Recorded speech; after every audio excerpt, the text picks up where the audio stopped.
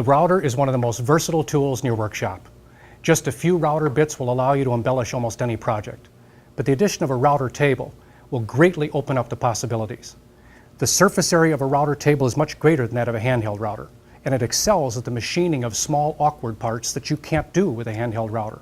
This is Wood's version of a router table, and what I'd like to do is talk to you a little bit more about what we did with it, and I'll show you some of the tricks you can do with it.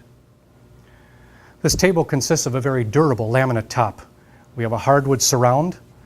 You'll see a couple of feather boards and jam blocks in the top that are fully adjustable. They slide on this little mini track, keeps your wood down when you're doing some of the routing operations. And finally, a really nice dust shield and safety shield on the front that is adjustable.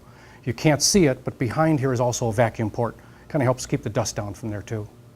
We also have a paddle type safety switch attached to the side of these angled legs, making for a very stable base that can be clamped to any surface. Now that you've seen our table, let me show you some of the things you can do on it. The first thing we're going to do is show you how to make this small piece of trim. It's a very delicate, very nice piece of trim, really tough to do with a handheld router, very easy to do on a router table. But before we start, let me talk to you about a few things. The first is whenever using a router or any other tool, eye protection and hearing protection is a must. The second thing is, on a router table, make sure that your feed direction is always right to left. It's important that you run in that direction because it maintains the most control over the router bit. If this were a handheld router, it would be left to right, but since we've reversed that and put it upside down, you're going to be going right to left. The bit we're going to be using is called a wavy bit, but more importantly, its diameter is about 1 inch. And by running the bit speed commensurate with the diameter of that router bit, we're going to probably be running this router at around 20,000 RPM. If this were a straight bit, I could run it up to as much as 25,000 RPM, but a very large panel raising bit or maybe rail and style set, much larger bits should be run at between 12 and 16,000 RPM. You can check your manuals and your bit specs to make sure that you get the right set. That's how we're going to use this machine. Let me show you how we're going to run this trim. Now the wood we're going to use for this project is called Macori. It's a wood I used on a project for the family, and of course they don't make any Macori trim, so I had to make my own. We're going to run it through the router, do both sides, and then later on you can take it to a table saw and cut off the ends.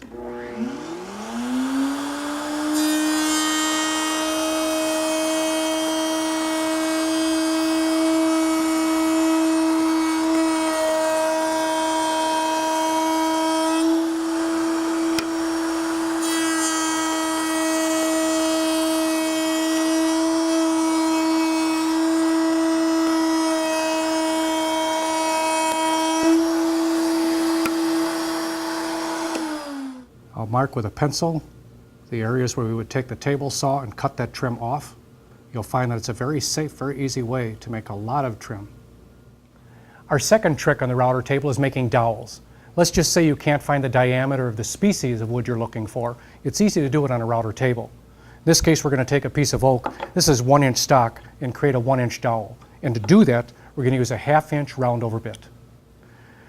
Okay, now here's how the layout works.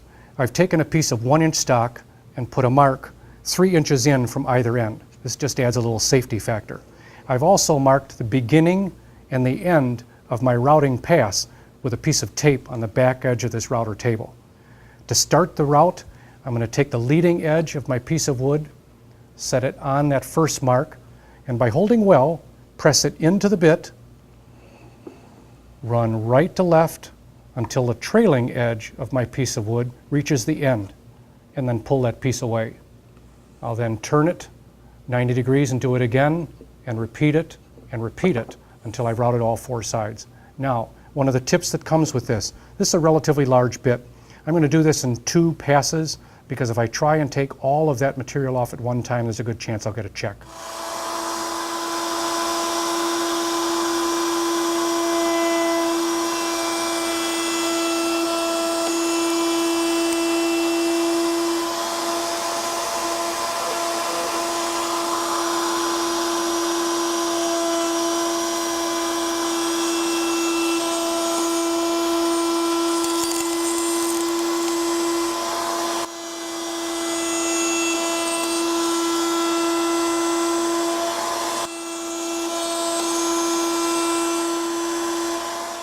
Now I'm going to raise the bit and run this through 4 more times. That will complete the turning.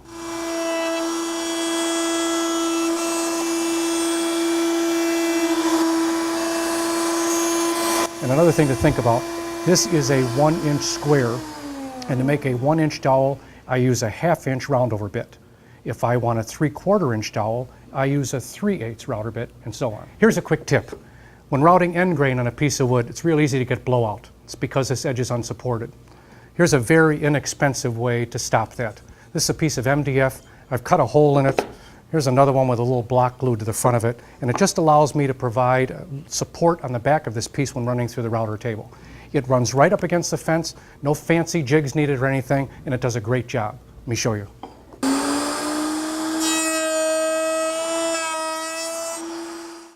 No tear out, just a beautiful edge. And I'll tell you what's also nice about this. When this begins to wear out, just use a table saw and shorten it, and when it gets too short to use, throw it out and start over.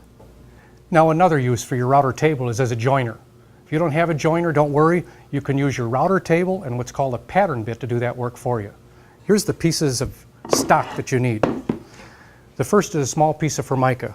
This is relatively thin, and what I did is I double stick taped it to the outfeed edge of this router table's fence. But before I put it on there, I took a piece of sandpaper or sanding block like this, and I just radiused this edge. I'd like to kind of sand that down a little bit so that the wood doesn't get stuck on it as it passes by that side. I now took a pattern bit. This is what they look like. This is called a bottom bearing pattern bit, whose bearing, the outside edge of which matches perfectly with that router blade. When I put that on the table and have my Formica double stick taped to the other side, I can now take a straight edge and adjust my fence so as I come back at that bit, I am just touching that bearing. It now allows me to run a piece of material on the infeed edge that will joint that board as it runs on the outside. Let me show you how that works.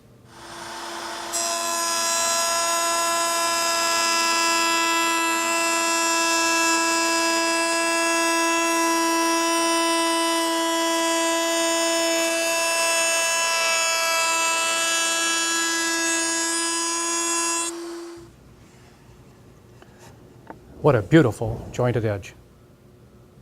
All right, our last tip involves the use of a pattern bit, but this time without the fence on the back, and also to recreate a leg. This is one leg in a project that I made that had 4, and of course the object is to have all 4 legs hit the floor at the same time. So I created a pattern to replicate these legs dozens of times. The object behind it is to take a pattern like this, and I use 1/4-inch hardboard, and use double stick tape to adhere it to a blank piece of wood. Using a jigsaw, scroll saw, bandsaw, cut that piece of wood to within a 1/16 of an inch or so away from that pattern.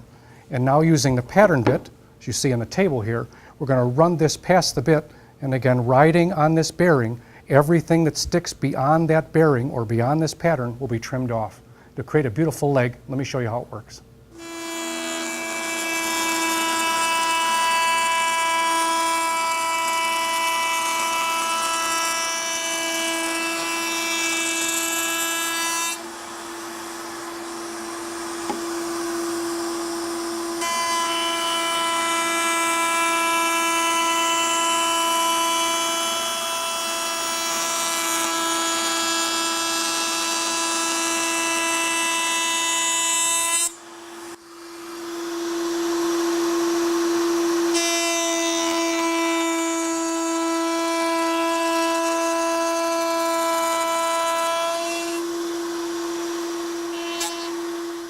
So now let's strip away our pattern.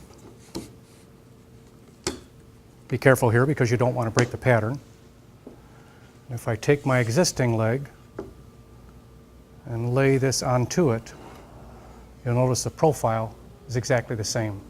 It's a great way to provide multiple legs. They're all the same and they'll fit well. Now I hope you've liked what you've seen. You're only limited by your imagination and the number of things that you can do with a router table. If you want information on how to build this table or on tips, techniques, and some projects that will utilize it, please see us at woodmagazine.com. Now get out there and start routing.